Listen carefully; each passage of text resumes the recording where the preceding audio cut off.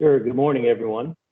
Perfect. All right. Just tell me when to advance the slides. So turn it over to solar energy procurement or third-party contracting issues everybody should be aware of.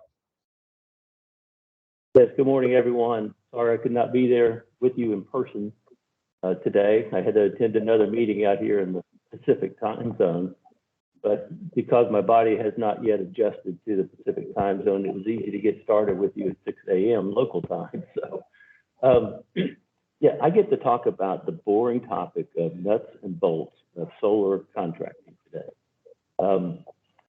And I've listed a number of issues. I only have 2 slides, Sean, so it'll be easy to advance them at the right time. I've listed a number of issues that tend to be the ones that are important for discussion in solar contracting. I'm talking specifically about solar energy procurement agreements, or SEPAs, as we call them. In Georgia, that's what we have. Other states in the country call these things power purchase agreements.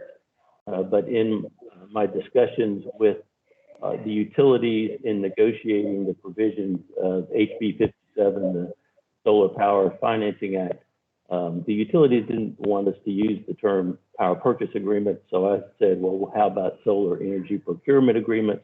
They said, that sounds great. And so that's why we have SEPAs in Georgia. So let's just run through these issues. The first issue is usually pretty easy to resolve, but you have a number of possibilities of where a facility would be located on a rooftop, parking canopy, or in a green field. That's something that will be set forth in the power purchase or in the SEPA. The second question is, how much involvement does the customer want to have in, mainly relating to aesthetics, because normally customers of SEPA don't have the electric engineering capabilities to design that aspect of the system, but usually are interested in aesthetics, and but may or may not be in aesthetics. So some of these SEPAs, the aspects of design are turned over completely to the solar company. And in the words of the statute, the solar company is actually a solar financing agent. That's what the definition is in HB 57. But many times the design is just turned over to the solar company. And many times, I think as Lucy would tell you, a customer like Emory University is very interested in how the project is going to look, how it's going to fit in with the rest of the campus.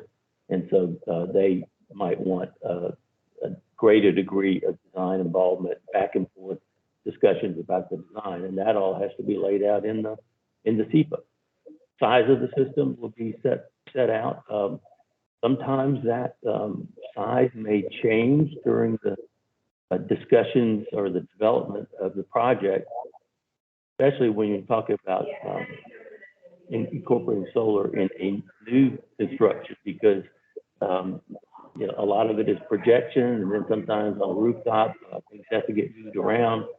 So size will be one of the things that gets negotiated initially and could be renegotiated as the project moves forward. Next question is a production estimate or guarantee. Most SEPAs do not have a production guarantee. The reason for that is that the solar company is just as interested in maximizing the production of the facility as the customer is. Obviously, the more power that's produced, the more revenue the solar company is going to get. So there is a identity of interest there. So not so much a need for a guarantee, but the customer is often interested in getting a production estimate in order to incorporate it into their electricity and ESG planning. Next is RECs, or renewable energy credits, and actually we talk about those more broadly in SEPAs as environmental attributes, because there are more environmental attributes that could be owned and transferred than just renewable energy credits. And so the question is, who's going to own the RECs? Who's going to own environmental attributes? And with the Inflation Reduction Act, as you heard this morning, the question of who's going to own the tax credits becomes a one for discussion as well. The term is another important term in the SEPA, the term being the length of the agreement. Solar company like Cherry Energy needs to have a relatively lengthy term in order to recoup its investment. Cherry Street is making a large investment up front. It saves the customer the need to do that. And in order to get the return on the investment, has to have that project operating for a lengthy period of time. Most SEPAs that I've seen are in the 20-year term range with the potential for renewals. And another topic for discussion in a SEPA contracting situation is who has the ability to trigger a renewal at the end of the term. It could be just the solar company, it could be just the customer, or it could be require an agreement between solar company and customer. But we usually see renewals in a 5-year increment. So the contract, the SEPA may provide for, say, a 20-year term with 2 5-year renewals. And of course, even if you don't provide for renewals, the agreement can always be negotiated to extend longer than the initial term. Another question is whether the customer would have a purchase option, either during the term of the SEPA or at the end of the term, and then what the price for that purchase option would be. So remember, the solar facility is owned by the solar company, and at the end of the term, the SEPA usually provides that the solar company will remove the facility at its own cost. But the customer may want to have a purchase option, may want to come into existence even before the end of the initial term. And so those are issues that would need to be negotiated up front in the SEPA. Whether there's a purchase option, when it can occur, and what the price would be at that time. Also, as I couldn't hear everything that was said in the discussion of the Inflation Reduction Act this morning, but so I don't know if this was mentioned or not, but in order to own the investment tax credit, to not have it clawed back, the facility must be owned by the entity that takes the tax credit for at least 5 years. So if the solar company takes the tax credit, then the purchase option cannot kick in earlier than the 6th year of the existence. John, if you could advance the next slide. We're at the next slide. All right. So a buyback fee or a early termination fee is another issue to be negotiated. A solar company is going to be interested in and likely will require some sort of fee for early termination of the agreement. And the reason for that, again, is the substantial investment that they have made in the facility and the cost to them if the SEPA ends early. So it may be called a buyback fee, it may be called an early termination fee. It's going to be a declining amount as the years go on in the SEPA, but there likely will be some sort of fee for early termination, and that's another item to be negotiated.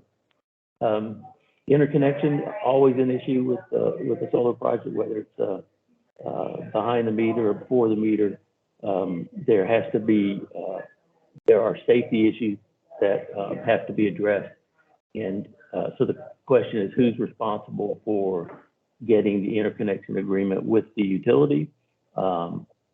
What to do with the time it takes to get someone out there from the utility to do the witness testing for the facility, how long that's going to last, whether or not that affects when the term begins of the SEPA, because the term will not start until it's actually electricity being delivered from the facility.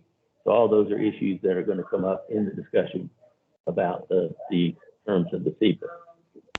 Another issue, another question is whether or not this would be something like a master agreement as opposed to a one-off agreement. And that is, can the agreement be used to add sites and add facilities? So the Emory example that Lucy will talk about in a minute has the ability to add additional sites and additional facilities as places are identified on campus. The City of Macon, Bibb County agreement is similar. Sites can be added to that SEPA without having to renegotiate the entire document. So that is another issue to discuss up front in negotiating a SEPA, and you know, how easily can that be done? The other question is, it's not really a question, it's a requirement for a solar company is to have an easement on the property in order to place its property, the solar facility, on the property of the customer. And they're going to want to have that for the entire time period of the term of the SEPA. And that easement will have to be granted by the property owner. And if there's a situation where the property is a leased property, then it has to be determined whether the tenant has the ability to grant that easement or whether it also has to be agreed to by the property owner itself. So there's two kinds of easements that are included in a solar, in a SEPA. One is the access easement to place the solar project and also to access it, to maintain it, and repair it. And then the second one is the solar easement. That is the access to that solar spill that Sean was talking about. If trees grow up or buildings are placed to shade the solar facility, of course, that decreases the production and decreases the revenue to the solar company. So SEPAs always involve a solar access easement as well. And the two final issues I want to mention are what happens if the ownership of the site is transferred to someone else. In the situation of a university, that's less likely to happen, but with commercial customers and also potentially universities and also potentially cities and counties, a site ownership could be transferred. And so the SEPA needs to provide for what happens if it does.